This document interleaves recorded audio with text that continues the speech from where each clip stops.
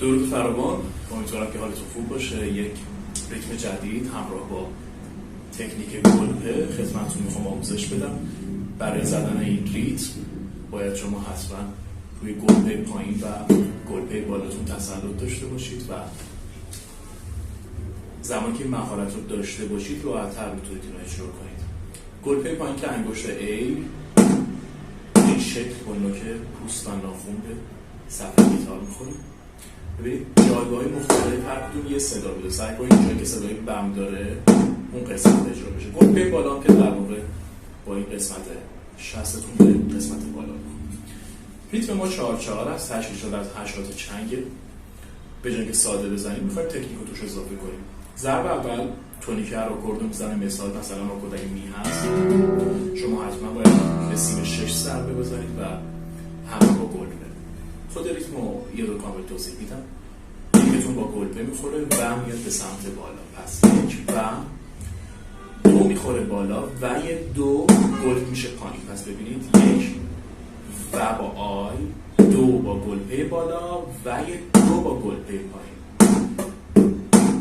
سه به سمت بالا میره و دوباره گلپه میشه. پس آهسته میزنیم. یک و دو و سه و دوباره 4 میشه گلپه و 4 میاد بالا. یک و دو و تا اینجا اوکی. سه دوباره آی و میخوره بالا. 4 گلپه دوباره و میاد به سمت بالا. در واقع اون چیزی که اول میزنیم یک و دو و سه و 4 و یک و دو و سه و 4 و. حالا ما برای اینکه بخوایم اینو روی ریتم ها یا آکورد هامون اجرا بکنیم، پی ما در واقع میاد بیس یا تونیک نوت پایه‌ای هر آکورد رو اجرا میکنه.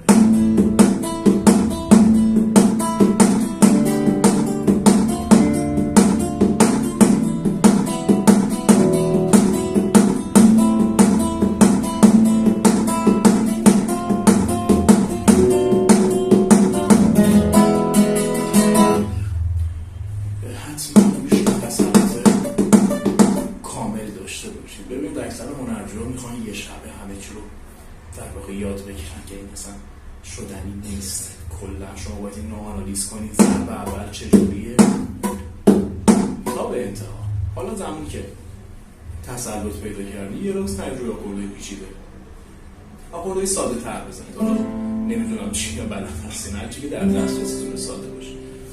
بعد در کنار اینکه شما این ریتم رو کاملا تونستید سیوش کنید، بلوش رو حالا میتونید روی هر آکوردی که دوست داشتید اجرا کنید. موفق و پیروز باشید. اگر این ویدیو براتون در واقع جذاب بود، کاربردی بود، خوب بود و تونستم یه چیز خوب رو بهتون انتقال بدم، تکنیک خوب، ریتم خوب، برای دوستاتون بفرستید و اگر در یوتیوب میبینید این ویدیو رو لایک کنید، یه کامنتی بذارید که بدونم نظرتون چیه و کانال رو بی زحمت سابسکرایب کنید. و اگر در اینستاگرام من میبینید این ویدیو رو باز هم لایک و کامنتیاتون و صفحه من رو دنبال کنید. امیدوارم هر جایی هستید موفق باشید.